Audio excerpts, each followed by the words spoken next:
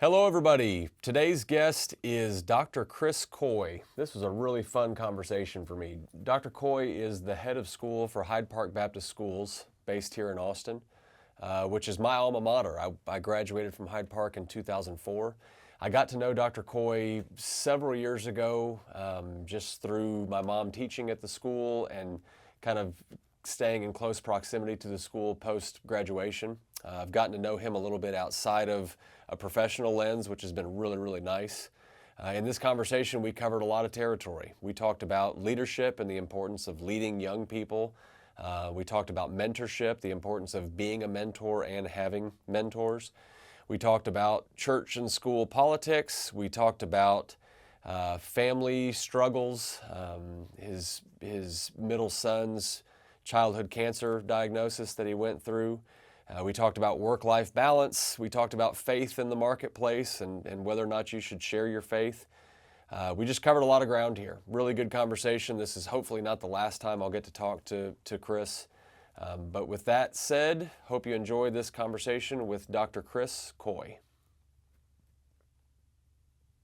Kudos to you and to Mike for good leadership there. Yeah. That's it's one of the 7 questions I had written down of things I'd want to talk to you about is your ability to lead an organization like Hyde Park Baptist Schools as a relatively young man. Yeah.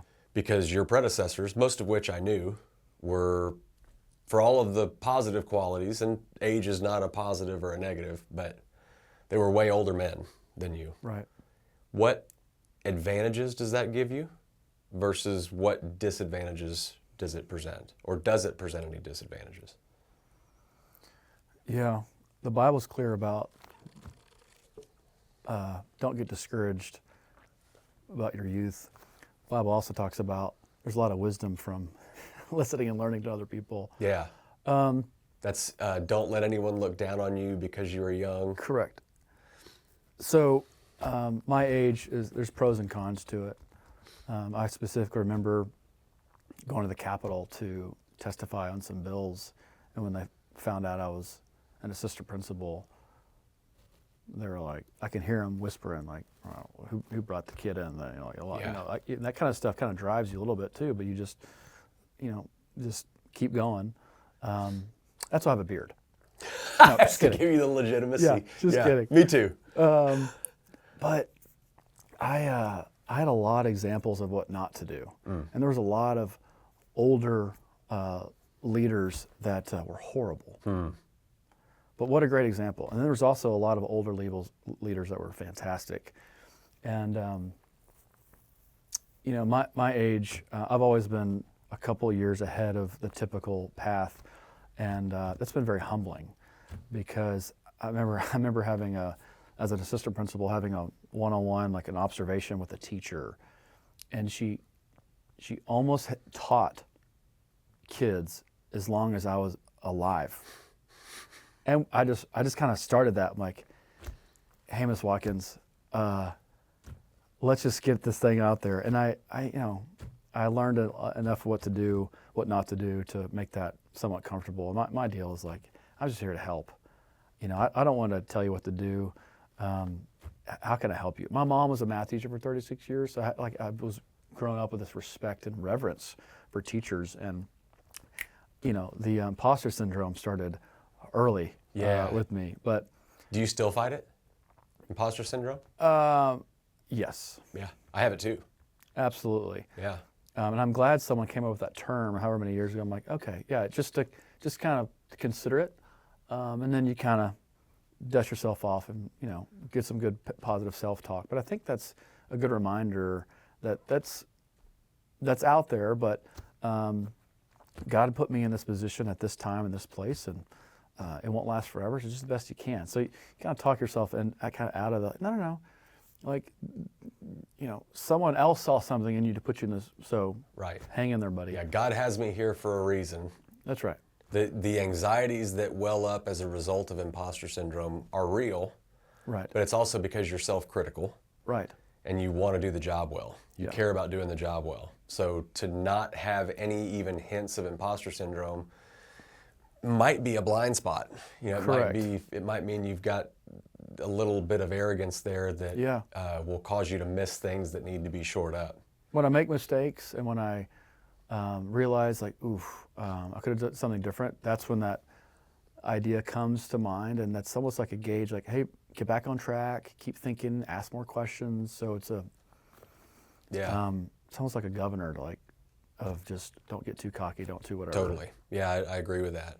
For me, maturing the way that I have professionally and the way that the business has in the last 10 years, I've run into that imposter syndrome a lot. What maturing out of it or through it has meant to me is being able to recognize where having that imposter syndrome or just questioning myself constantly is a good thing, but what it looks like when it crosses the threshold into now being debilitating or something that's not serving me or serving the business. Sure. And so it's recognizing I'm anxious about something outside of my control. I'm worried about it not going well and having my youth or my inexperience as a CEO be to blame for it. Yeah. And I worry too about like things that I'm not seeing or blind spots that I have or waves that are coming that I just don't have the experience because I haven't surfed those big of waves before. Yeah. So I worry about those things. I think the solution for that is good mentorship. I was just thinking about that. Like I was about to ask you, like, are there men or women 10, 15, 20 years down the road that you could talk to? Because my guess is they'll, even at 55, 60, 65, they still might have imposter syndrome. Yes. And finding people that care about you as a person and they don't have any financial stake in the game, they don't have any ego tied to your success, knowing that this person cares about me as a human first and that they're going to give me good advice to the best of their ability just because they care about me and they want to see me do well.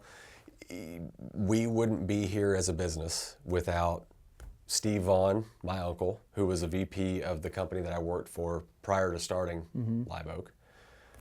He was awesome. And Francis Fye, who was the CEO of JI Companies. I've known Francis since I was a little boy. They've owned a cabin near our family cabin in southern Colorado for basically since I've been alive. And he built a service business and knows all the nuance of building a company like what we're building. And anytime I have an issue or a problem I've never seen before, I can call Francis. I know I'm going to spend 2 hours on the phone with him because he's going to tell me 5 stories of things that he went through that were almost identical. And here's how we did it this time, and here was the result. And here's how we did it this time, and here's the result. And then knowing, okay, yeah, I've never dealt with these things before, but there's somebody who's at least walked a similar path who will tell me, hey, I don't know that that's the direction you need to go through the woods, but it seems to me like you ought to go that direction. Yeah. It's invaluable. Sure. We wouldn't be here without that. Have you started thinking about who you're going to mentor? Are you old enough to do that yet? It's everybody needs to be a Paul to somebody, and everybody needs to be a Timothy to somebody. Exactly. Like you need to be a mentor while you're also developing your mentor relationships. Yeah, I mean a little bit. There's some younger guys in my life that have reached out on occasion just to kind of get my perspective. Yeah. I guard their privacy as much as possible because there's things that I have voiced to my mentors that I definitely would not want them talking about publicly. Sure. But the path of a young, self-driven, entrepreneurial-minded young man is one of the only things I'm qualified to talk about. Yeah. And I do feel a sense of obligation to kind of pass that stuff on where I can. Do you?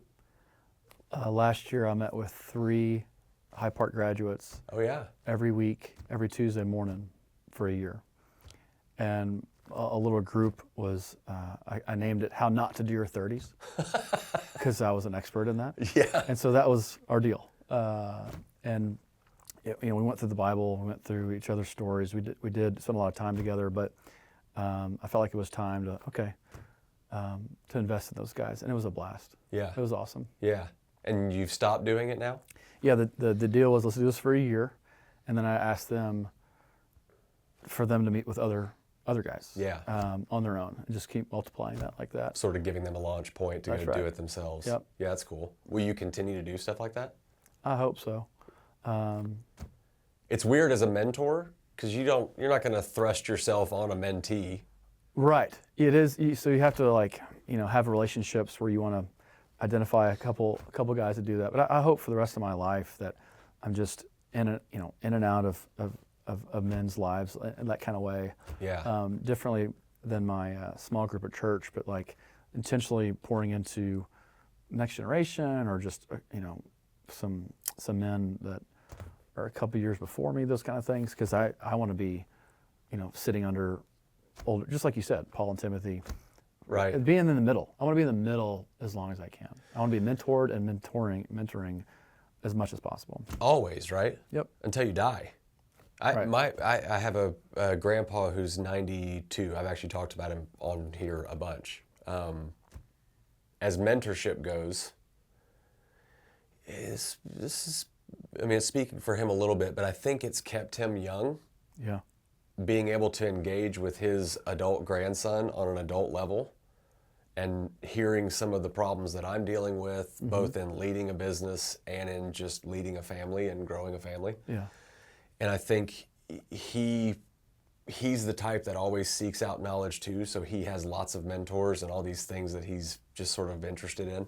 Sure. And getting to be that sounding board for other people too. I would hope that I'm still doing it in my 90s. I think you'd be good at it. I hope. Yesterday I was walking into Summer Moon real quick and walking out, and outside there was two men sitting at a table, and one of the men was probably late 60s, and the other young man was looks like a college kid. And they had the Bible out in front of them, and you could just tell what was going on, and it was just so encouraging that for both of them. And that happened yesterday. Huh. And I was like, man, good for both of them, but especially that guy could maybe have a tea time, would retire or whatever, but for the older generation to pour into, the younger generation needs the older generation to pour into them. Right. Can I get an amen in this deal? Imagine that, right? We gotta have it. Yeah. You don't ever retire, and I love that you're already there as far as mentoring the next generation. Yeah. Really, whatever it is. I feel a calling towards it. I also feel a affinity for old men. Most of my friend group in Bastrop County are old men. I have a breakfast every Wednesday. I went to it this morning. Yeah, I have a neighbor who's in his 80s, and when we moved to Smithville, we don't know anybody. And so we move into our house. I'm talking to a neighbor that we share a gate with, and I was asking him about breakfast spots. Yeah. Where do we go around here for breakfast? Because I moved from Austin. I don't know any places around here, and I like to go have a good breakfast. So he started naming all these places, and he was like, you know what? We'll go have breakfast tacos next week. And we went and we picked a spot. Then he said, okay, I got another spot I want to show you. We went to another spot, and I think the third or fourth week we did it. He said, hey, I've got some buddies of mine that might want to join us. Do you mind? I said, no, that's totally fine. So you made the ask. He did it. Yes. He took that next step of inviting. Yep. He said, I'd like to invite some of my buddies who are, they're retired guys. Yeah. And there's 6 of us now. 7 including me. Yeah. I'm the youngest. The second youngest is 74, I think. 75. You're messing up the average, man. Yeah. I bring the average way, way down. My favorite joke, probably the hardest I've made my boys laugh is I've told them about the old man breakfast. That's what I call it. It's what it's saved on my calendar as every week, Sure. is old man breakfast. And I was telling them, I've got these older men that I go and I have breakfast with every morning, and it's called the old man breakfast, but they don't call it that. What do they call it, Daddy? And I got real quiet and I said, they call it breakfast.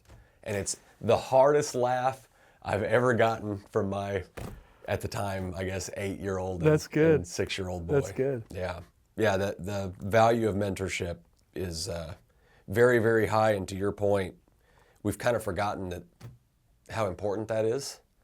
There's been so much pushing of the importance of youth and giving the youth a voice. And you forget that 19-year-old has only been on the earth for 19 years. Right. They can only know so much Right. at that age. And Tanner, you just listed these folks that you wouldn't be here if it wasn't for, no question. right? Same with me. There's a list, but yeah, it's important. Yeah, it's important to me too. Talk about, with respect to young people, I mean, Hyde Park, your role at Hyde Park is to oversee the formative years of young minds, Yeah. both from an education standpoint, giving them some sort of a spiritual scaffolding that will hopefully carry them into adulthood. Tell me the things you're optimistic about that a person who's not in that environment every day Yeah. wouldn't know about the next generation of kids. What are you optimistic about? I'm optimistic about the younger generation are actually craving belonging. They want to be pushed. They There's want this- to be pushed. Oh yeah, they won't tell you that.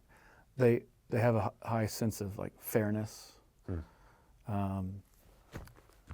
But regardless of this particular attributes of the next generation, like I believe that young people are young people are young people, and regardless of the generational characteristics, but they are who we got, and that they're who we are supposed to be pouring into. But I'm excited about just their willingness to grow, and it's just cool seeing, because in my business you see kids grow. You see a lot of kids grow, and I'm thinking like a freshman boy to when they become a senior in high school. It's like there's so much opportunity for growth. It's a different human. Yeah, this particular generation though, it is different with technology and cell phones and all the things. But yeah, young people are doing more and more good things that, you know, would just blow your mind, like serving and like going around the world and like things that people don't realize. But there's a ton of challenges too.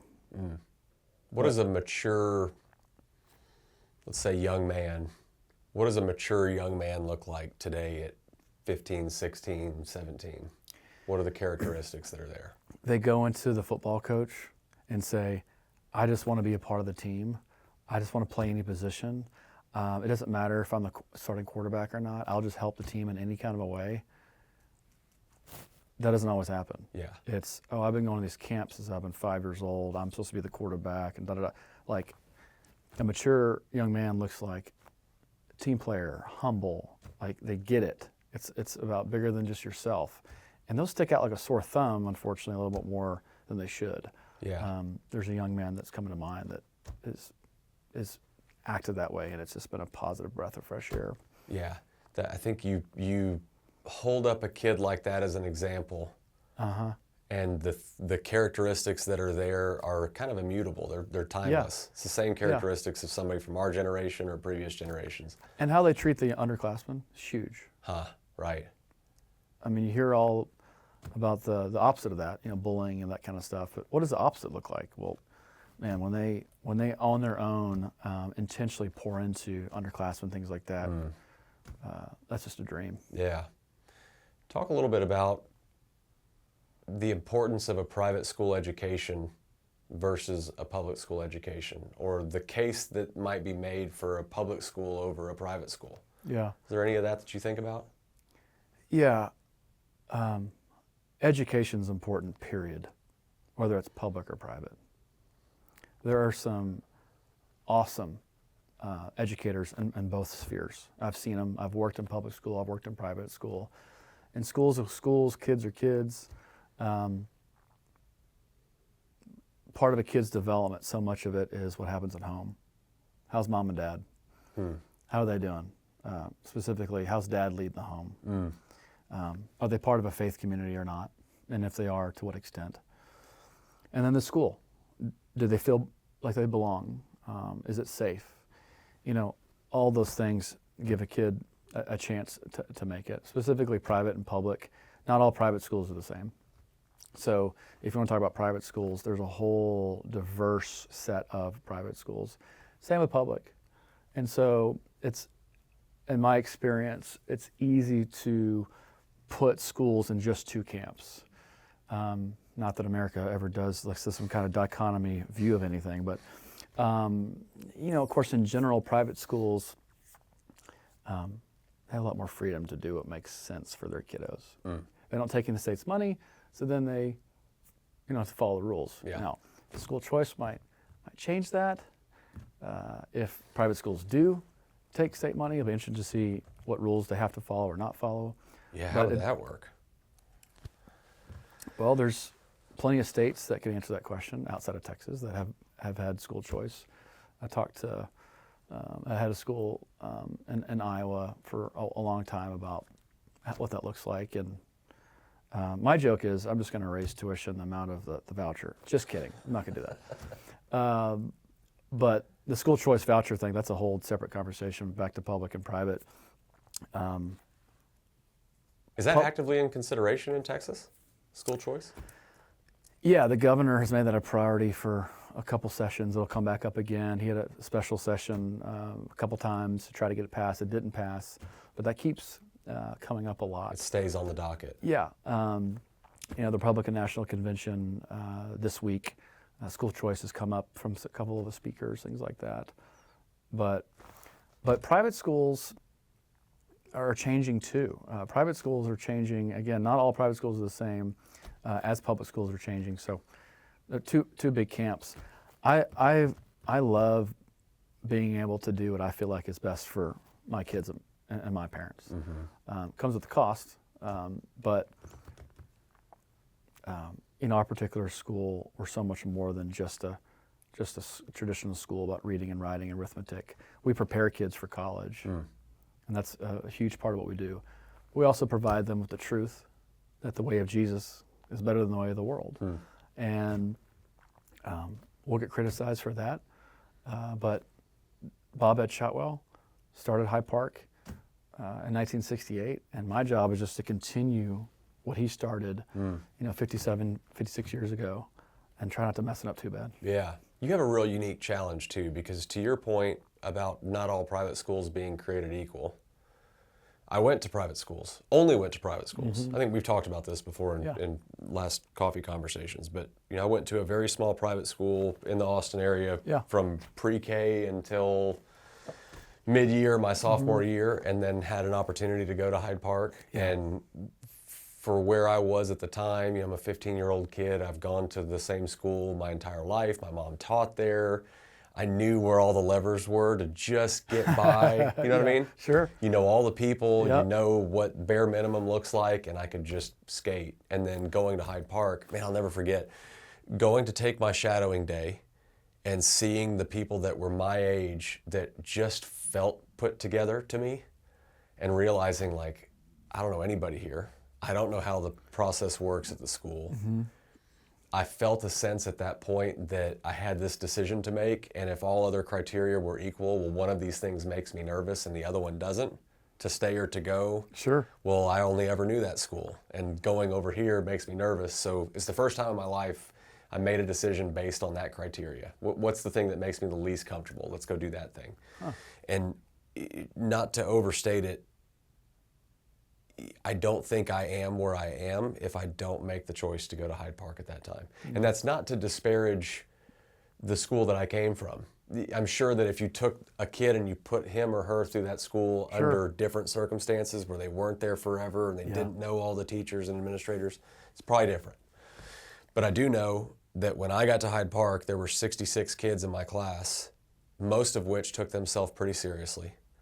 And of those 66 kids, we really didn't have a whole lot of cliques. There wasn't a lot of division in our grade. We all got along pretty well with each other. There was this level of expectation that I noticed distinctly when I got to Hyde Park. Like, you don't come to school here and skate by.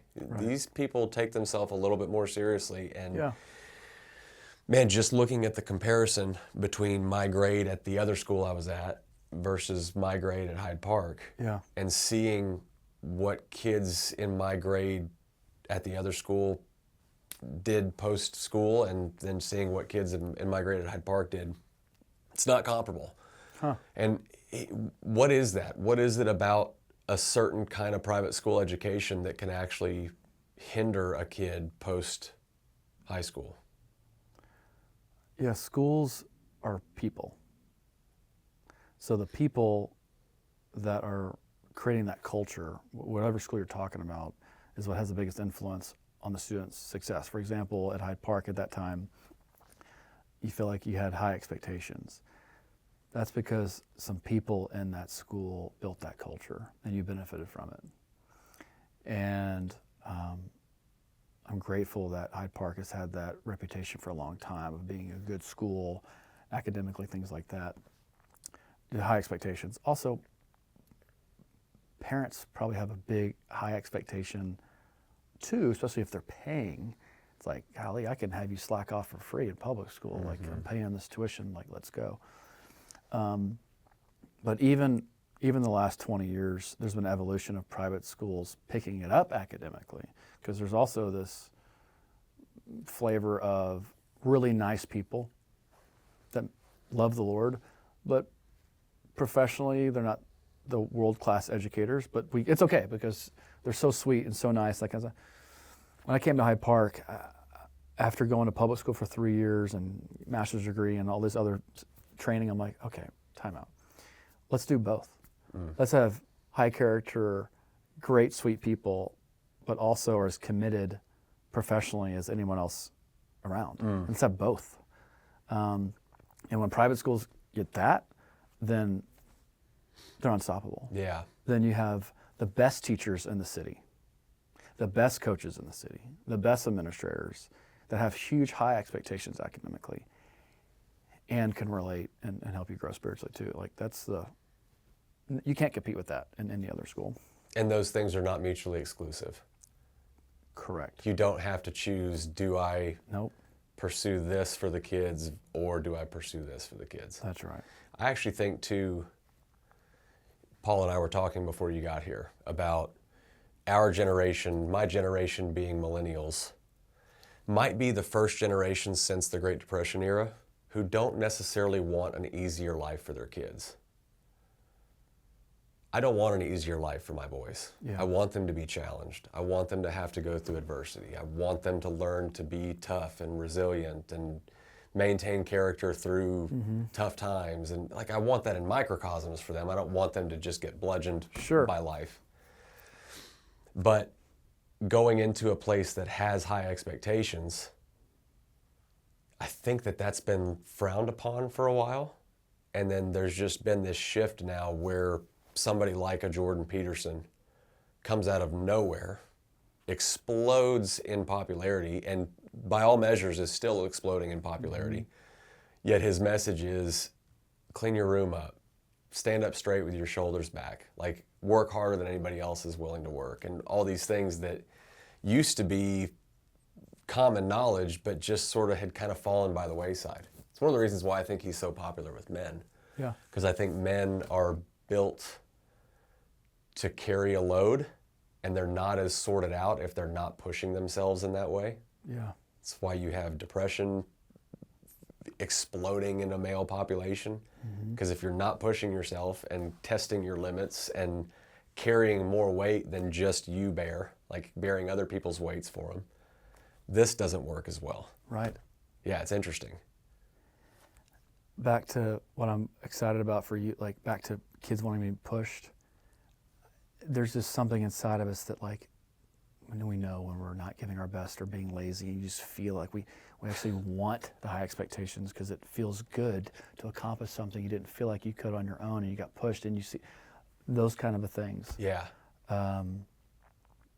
Yeah. Then you get that sense of wonder too, of like, well, I did that, and it was really hard, but I did it. Yeah. Why do I have to take calculus? Yeah. It's not about the math. It's about you did something really, really hard and you push yourself. Right. Because guess what? When you graduate, walk across the stage, what else are you capable of? Exactly. If you can do those things. That's right. Yeah, those sort of meta skills build on themselves and benefit you in life. You mentioned the millennials. You said your generation. I'm going to say yours because I'm a few years older, and I'm going to claim. How old are you?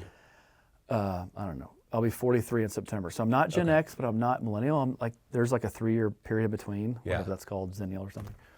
But I haven't found millennial parents to want a harder life. Didn't you just say that? Yeah.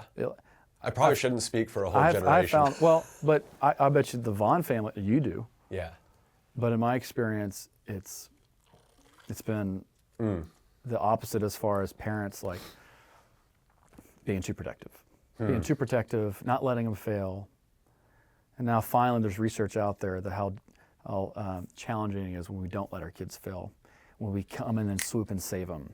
And say, okay, fine, you barely passed. You would have learned so much more with a 68 than a 70, but Mommy came and saved you, and so we're good. Yeah. No, failing forward is a thing. And more research is coming out supporting, we gotta let them fail a little bit. We gotta let, when the consequences are small. That's right, let them make as many mistakes as possible underneath our roof. But it's a challenge though. The whole phone thing, it's like, there's you can make a case for, should we really track them every step of the way? But when you have families like yourself that have a balance of like, we're not going to overdo it, but we're also not going to, then you see those kids thrive. Yeah.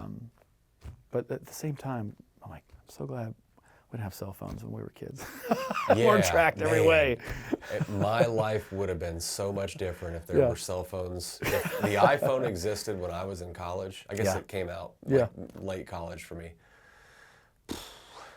Boy, right. I would have made bad decisions. Would your parents have tracked you? Would you No. have those? No, my parents wouldn't have. It's I've talked about this with my siblings a bunch, about just sort of the weird cocktail of my two parents together and what that resulted in their kids. There was just enough. My parents weren't laissez-faire at all. Like they wanted us to take things seriously. Yeah. They wanted us to be competitive, but they did let us fail. And they were okay with letting us fail when the consequences were small. Yeah. And some of that dynamic led us to recognize the responsibility that we had for our own outcomes at a very, very early age. Sure. And also who to trust and not trust. I don't know what my parents did right when we were young that led to this sort of awareness of not everybody's looking out for my best interest. Sure. I share that trait in common with my brother and my sister. We can recognize when somebody's real and when they're not. That level of discernment is helpful. Kind of an important skill set. You have a family? I do. How many kids do you have? Today, 3 boys. 3 boys. 9, 11, 7. Okay. So I don't know why I went in that order. 11, 9, and 7. We'll do it like that. you like the 9-year-old most. You mentioned him first. Then the 11-year-old. I knew I had a 9-year-old and I had time to start with the one that you know and then fill in the blanks. Yeah, so rising 6th, 4th, and 2nd. Yeah, Right. so talk to me about raising boys, because that is something I know a little bit about, and the complexity of balancing your time between dad, husband, and head of school for a big private school system. Yeah. The hours you put into one are mutually exclusive with the other. Mm-hmm. How do you weigh that? How do you balance it? 3 rehearsal dinners is cheaper than 1 wedding. Definitely. That's all my buddies with all girls. I'll get that out of the way. Definitely. I'm married to a super mom. Heather is a paramedic, City of Austin, Travis County. So we have 911 in the house. Real adventurous, a 7 on the Enneagram. She's awesome. Paramedics work 24 on, 72 off. And so for years and years and years, I had 1 kid by myself a couple days a week. And then I had 2 kids by myself a couple days a week, and then 3. So for example, if Heather was working on 24-hour shift on a Saturday, it's me and the 3 boys. So I was very fortunate I was thrown into, okay, Dad, figure it out. Forced. And I remember, okay, 1, it's one thing. 2, I remember when the 3rd one came, it hit me. I'm like, wait, you're going back to work? Totally outnumbered. It was terrifying, but you figure it out. Yeah. So I had this special time. She doesn't have that schedule anymore, but I was a single dad. I was at the Saturday at 10 a.m. 3-year-old birthday party, carrying one and chasing another, and me and all the moms at the birthday party. So I had that really special time to do that. I I didn't do great about balancing the work-life balance deal, though. So I had that kind of just built in. But when I was at home, it was difficult for me to be at home. In the summertime, it was difficult for me to be present. In the summertime, we had a break, things like that. And unfortunately, I prioritized leadership and my job, and something was off. And I was striving and striving and striving and striving.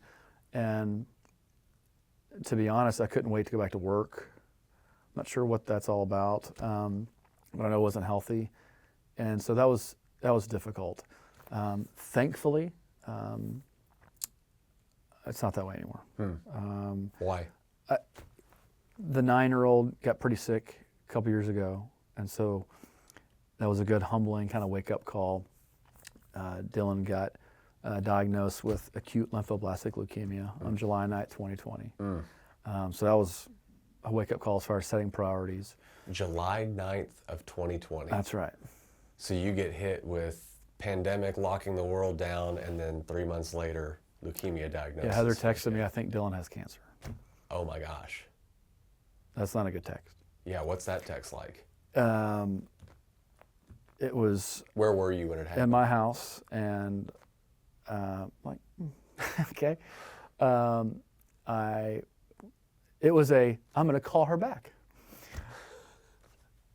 And that's when the nightmare started. But brother-in-law comes over. I'm like, hey, Tyler, the youngest, Daddy needs to go to the hospital. So then it was just off the races, driving to Dale Children's. But yeah, that was a humbling time. And that's a whole nother hour-long story. But Dylan responded well to treatment, and he's cancer-free, praise God.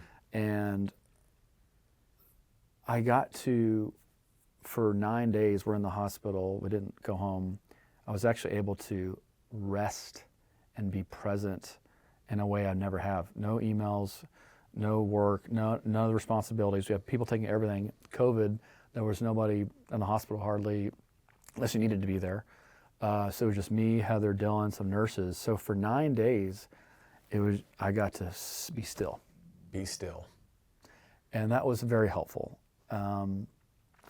Isaiah 30:15 says, and rest and repentance is your salvation, and quietness and trust is your strength. And that verse was very relevant for that time. And for the first time, I got to experience rest. And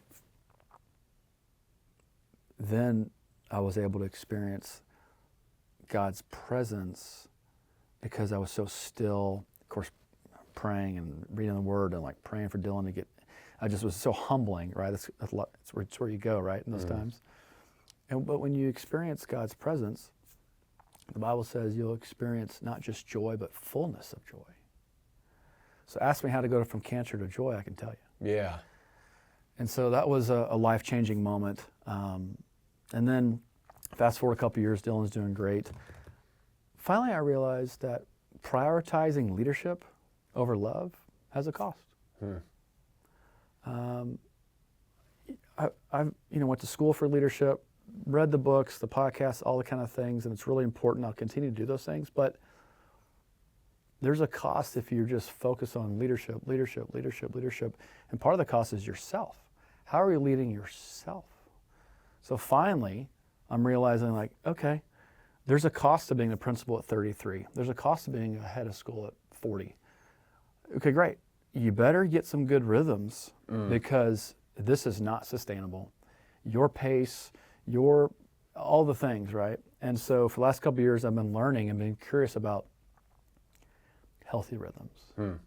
Because I would like to do this for a while. And I'm not going to with a certain pace and with a certain schedule. Not at with the certain expense rhythms. of your family. That's correct. Yeah. And now I'm able to be home and be present with my kids because, to be honest, Tanner, after you get cancer, work isn't as important. Yeah, I can imagine. Yeah.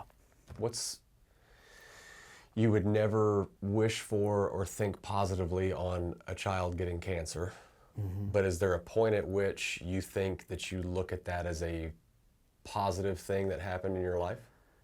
Or is it too soon to look at it through that lens? I've been thinking about it as a positive almost since it happened. Really? Yeah. In the moment, you recognize this is... 9 days, the 4th floor of the north side of Del Children's Hospital, I was realizing there's a purpose here. And the Bible is clear about the bad things are going to happen. And here's how you can expect for it to go after that. Bad things are going to happen. Jesus says, take heart, I've overcome the world. But, bad things are going to happen. In this world you have trouble, he said. Okay, great. But do not be dismayed. But I got you. Yeah. I have come to overcome the world. In Romans 5, it's like, suffering produces some things. Character, hope, perseverance, things like that. The Bible keeps talking about bad stuff's going to happen. But, so then when you're in that situation, you get to actually apply it. And shocker, God's word is true. And I grew because of it. I got closer to God because of it. And one day I'll sit down and talk to Dylan about that horrible summer he had before kindergarten and tell him how his dad grew from his suffering. Is he old enough now for you to talk to him about the failures that you recognized in yourself at that time? No. I don't think so. But I can't wait to talk about that at some point with him when he's old enough to understand it. Yeah.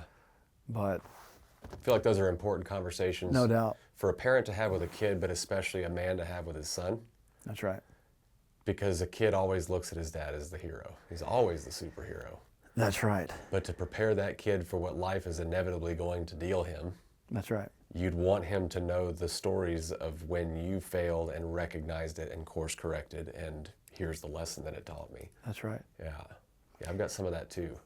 Yeah. There's a for me, the tension between the time spent as CEO, the time spent as husband and father, because they're mutually exclusive, and because the requirements ebb and flow.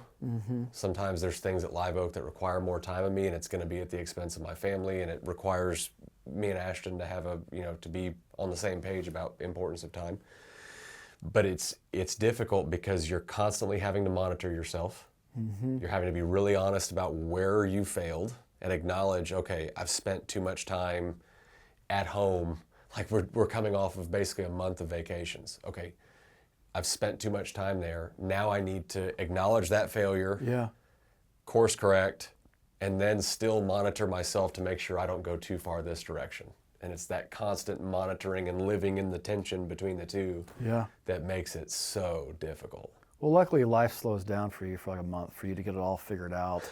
Yeah. So you have like this time And it's out, predictable when it slows time down. out when you can do it. Yeah, I think what you're talking about, and I think you do a good job of this, is just being intentional with your time. And that word intentional, I keep going back to it. It's like, I mean, do you have next week scheduled out or not, and all the things, but Yeah. working backwards from what's most important. And God, I'm still learning how to do all that, especially a relationship with Heather, my boys. She does a way better job. She schedules like date days with the kids and things like that. And leadership has a cost. Yeah. In your position, it just has a cost as far as time, but it's not quality time. It's quality and quantity. Right. It's Yes. both. Yeah, And it's I'm still learning how to quantity figure of it out. time to allow for you to also do the dishes at the end of the day, because that stuff matters too, even if it's not quality time you're spending. And you need to do the dishes right. Right. Yeah. Just kidding. Sorry, Yeah. Joe. Yeah. I agree with that. Everyone tells me you got to take advantage of the summertime, like and other head of schools, things like that, because that is the break. And we just got done with a 21-day RV trip to Yellowstone National Park. Wow. What's that like? It's expensive. No, because I'm not a handyman. I can't fix the stuff that breaks. I've never had a trip like that. I didn't grow up camping and RVing and those kind of things. I was all like sports. But we're just trying to capture the kids when they're. That's what Heather wanted to do. Just capture the kids, not do it all over the place. It was an epic trip. 3,300 miles there and back. Wow. And just hours and hours and hours to think. Heather's right there. We get to talk finally. Kids are in the back, at least for a few moments, iPad, headphones, like, okay, cool, we can actually have a conversation. Yeah. It was great. It was awesome. I'm very, very grateful and fortunate we had that time to do that. Yeah, you have to do that stuff on purpose. Correct. It doesn't happen accidentally. No. But if you make time to plan it out to the extent that you can, to plan it out, to give you a framework to spend that time with your family. Yeah. It's like, you know, in real time, I'm making memories for these kids that are akin to the memories that I have doing something similar. Mm-hmm. But you also recognize all the times when you didn't do that, or you prioritized, you know, business stuff over family stuff. That's a recognition of failures. When the failures are small, it happens as a dad too. Sure. You know, yeah. Talk about, there have been several times in my professional life where I have done business with a company that publicly proclaimed the faith of their founder as like a part of their marketing materials, Christian-owned business. And in not every case, but in some of those cases, it's the worst, most unethical business practices displayed there that I have seen. Do you run into that at all? Do you see any of that? I mean, yeah, I'm a hypocrite. Yeah. You know, look at me. You know, I run a Christian school and I fail and mess up all the time. All have sinned. Correct. Yeah. So to say no, I haven't, probably isn't honest. Yeah. I'm fortunate that I've got a lot of head of school friends that are just rock stars, are awesome. But hypocrisy, yeah, I've seen that. And I just need to look in the mirror. And that's where I see it first, to be honest. In your business, it's different because your business partially includes the mission statement to give kids a spiritual framework, right? Should a business with a business owner who's a Christian use that as a marketing tool? How does that strike you? Does that question make sense? Are you saying, should they kind of sell the fact that they're a Christian company? What place does it have in the way that they run their business to mention their faith or not mention their faith? How appropriate is it for a Christian-owned business to market themselves as such? Gotcha. Just, I mean, maybe it's because that's what's the most important thing to that person. Yeah. But it's also in some circumstances meant to be a marketing tactic. Yeah.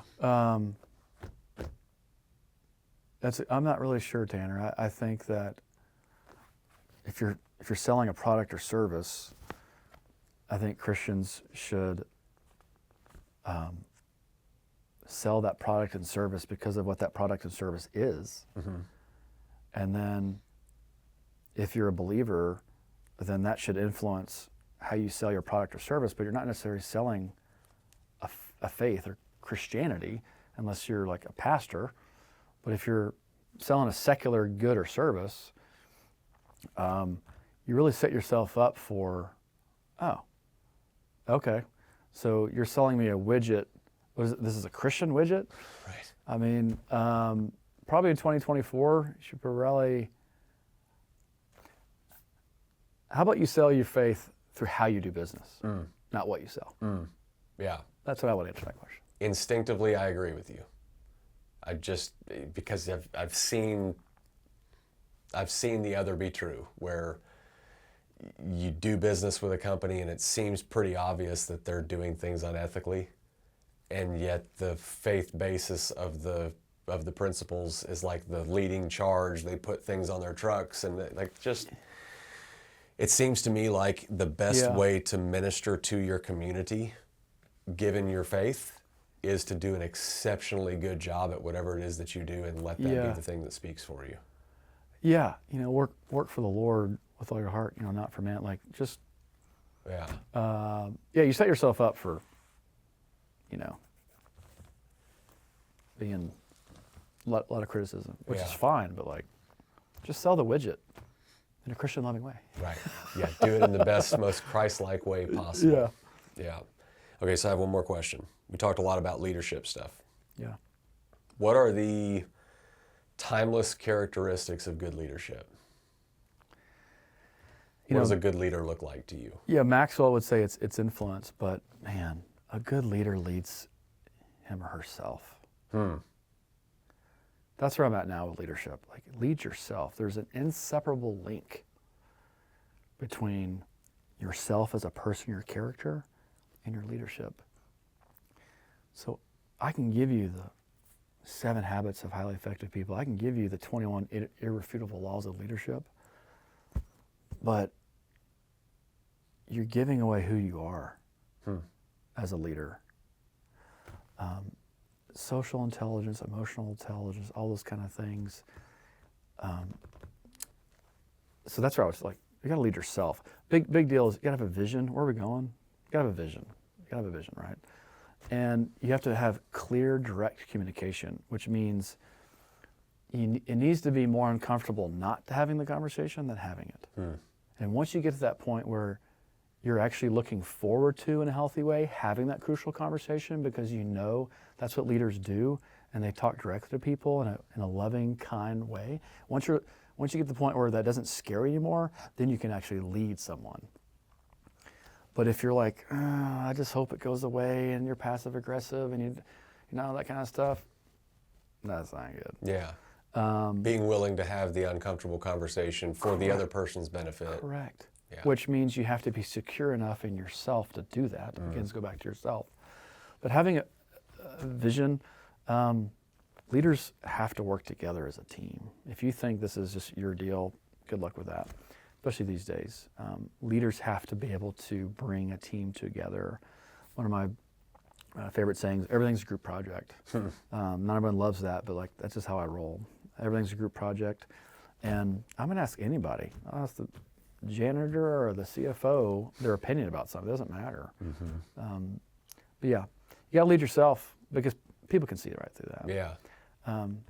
Integrity, honesty, those kind of things. But that just comes from who you are. But if you don't genuinely care about the other person, I'm not even using the word love, even though that's the best.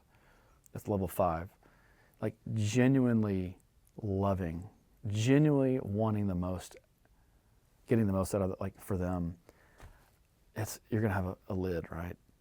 And I think Tanner genuinely cares about Live Oak employees, would be my guess. Genuinely.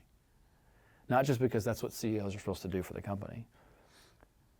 And if you don't have that, for whatever reason, you're gonna be limited as a leader. Yeah. I think people have a gene deep down where they can tell if somebody's looking out for their best interest or not, or whether somebody's telling you the truth or not. I talked to a guy yesterday about this with respect to Joe Rogan, that I think that's one of the things that makes him so popular, is that people listen to him talk, and whether you agree with him or not, at least you can recognize that I think that guy's telling the truth. At least from the data that he's gathered, he's telling me what he thinks is probably the truth about it. So yeah, I think people have that gene in them, and you can't lead somebody if they just think intuitively, that guy's kind of out for himself. Yeah, and you can't, back to leadership also is, are you comfortable not telling the whole story because you just can't? Because you can't air out every single detail to explain yourself. Can you keep your mouth shut and just wear it, because that's the right thing to do, and that's the professional thing to do. And you're never going to be able to explain yourself to every single person about the decisions you made, because you're in the leadership position. That's not what you do. If you can't stand that, then don't do that. Yeah. But do you have the security, secure enough to be like, I understand we're going to disagree, and understand that I can't tell you the whole story because of obvious reasons, confidentiality, whatever, and I can still sleep at night. If you can't do that, it's gonna drive you crazy. That's great. That's a mature perspective. I like that. Yeah. Okay, so I said that was the last question, but I got one more. Yes, You sir. talked about vision. So talk about the vision for Hyde Park Baptist Schools. Where are you today? What's the school gonna look like 3 years from now? Yeah. What's important to you? Talk about that a little bit, if you would. We want to create a place where kids can grow. The vision for Hyde Park is we want to create good soil for our kids to grow. We want them to meet, know, and follow Jesus, we want to have 175, 200 adults create this soil where, regardless of where you start, that you're going to be prepared for college, but you're also going to be provided with the truth that the way of Jesus is better than the way of the world, and you'll be equipped to go in the world and make a difference. The vision is also to maintain what Bob Ed Shotwell started 57 years ago. That's hard to do. There's this pull to progress and evolve, if you will, so to speak, with some things. And the vision is to be the same school in some aspects that we were, with learning as kids are learning. Kids are different, those kind of things. So the vision is to create good soil, and it's very difficult to do, but what a difficult but challenging and fulfilling and worthwhile way to be in the trenches with kids and parents and be like, we're going to love you, we're going to serve you, we're going to teach you, we're going to coach you, and we can't wait to see what God does with you as you continue to grow. Yeah. And we're going to tell you the truth in love. My generation was taught that you should be happy in your job, like that's the thing to aspire to. I don't agree with that.